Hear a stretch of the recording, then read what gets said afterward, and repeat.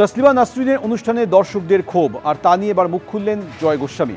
তসলিমা বলেছেন, আমি তার মতামত শুনব, আমি যাদের পাশে বসেছিলাম তাদের মত শুনতে আমার আপত্তি নেই। এভাবেই সভ্যতা এগিয়েছে। প্রতিক্রিয়া কবি জয় গোস্বামীর। 15 বছর ধরে তসলিমা নাসরিনকে ফিরিয়ে আনার পক্ষে আমি কোনো লেখা লিখিনি। ওই অনুষ্ঠানে তসলিমাকে স্বাগত জানাবার কোনো অধিকার আমার জন্মায় না, ফলে তারা তাদের ক্ষোভ প্রকাশ করেন। তবে ক্ষোভ প্রকাশের সময় নির্বাচনটা শিল্পের পক্ষে ক্ষতিকর হয়েছিল। আমি খুব কাছ থেকে তখন দেখছিলাম, উইংয়ের পাশ থেকে, যে তার এতক্ষণ মুখটা যেমন ছিল, যেহেতু আমি সেকেন্ড রোয়ে বসছিলাম, সে বুকটা সম্পূর্ণ কালিমালিপ্ত হয়ে যায়।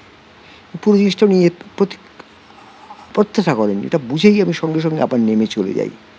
কারণ ওকে ওই অবস্থায় বিব্রত করা, বিব্রত নয়, মনে ক্ষত তৈরি করা আমার একদম উচিত নয়।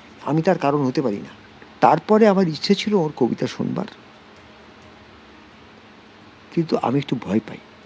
কারণ চারপাশ থেকে সবাই যেভাবে আমার দিকে তাকাচ্ছিলেন, ও একটা হলকে কখনো আমার বিরুদ্ধে পুরো হলকে ওই রকম বিক্ষোভে ফেটে পড়তে, ওরকম নিন্দাবাদ দিতে আগে আমি দেখিনি। মনে হয় যদি নিরাপদে ফিরতে চাই, তাহলে এখনই আমার স্থান ত্যাগ করা উচিত। যখন আমি স্থান ত্যাগ করি তখনও ধিক্কার ভেসে আসতে থাকে।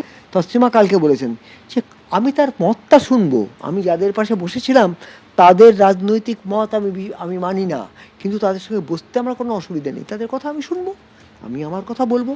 এটাই সভ্যতা, এই জন্যেই এগিয়েছে। এই থ্রেট কালচার আগে, আজ থেকে 10 বছর আগে যারা, আমি যখন 3 বছর 2023-এ রিটায়ারমেন্ট নিই, তখনও ছিল, 2024-এও ছিল, যে থ্রেড কালচার ছিল। বা তার প্রধান সহপরিচালক ওই স্টেজে অত্যন্ত সক্রিয় ভূমিকায় ছিলেন। অর্থাৎ এই সরকার ক্ষেত্রে যারা নতুন দরজা খুলতে চাইছেন, তাদের এটা সতর্ক থাকা দরকার যে আগের সরকার যেরকম বদলা নয় বদল চাই বলেছিলেন, তার মধ্যে একটা ক্ষমা ছিল। এই ক্ষমার সুযোগ নিয়ে কিন্তু অনেক সুযোগ সন্ধানী এবং পাওয়ার মঙ্গার ঢুকে পড়ে।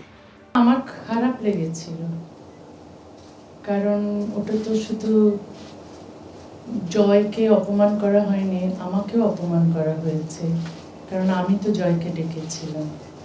তো আর আমি আমার যে ভাষণ ছিল সেখানে তো আমি বাক স্বাধীনতার কথাই বলেছিলাম, যে আমাদের ভিন্ন মত থাকতে পারে, কিন্তু সবাইকে কথা বলতে দিতে হবে, কারো কথা বন্ধ করে দেওয়া ঠিক নয়।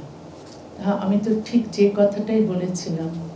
যারা আমার কথা পছন্দ করেছিলেন তাদের মধ্যেই কি তারা ছিলেন যারা জয় গোস্বামীকে মঞ্চে উঠতে দেননি? তাহলে তো দুরকম হয়ে গেল না?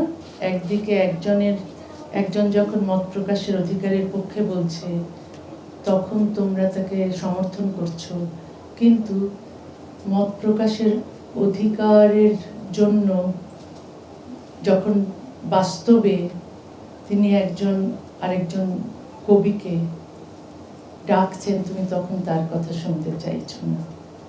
তাহলে তো আমার তো খারাপ লাগবেই, আমার লেগেছে, এবং আশা করি এই রকম অবস্থা আর হবে না। কারণ কলকাতা প্রগতিশীলদের শহর, এখানে সবাই বাক স্বাধীনতা এবং মত প্রকাশের অধিকারে বিশ্বাস করেন বলেই আমি বিশ্বাস করতে চাই।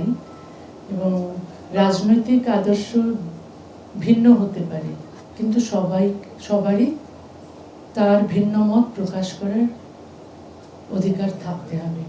এবিপি আনন্দ, এগিয়ে থাকে, এগিয়ে রাখে।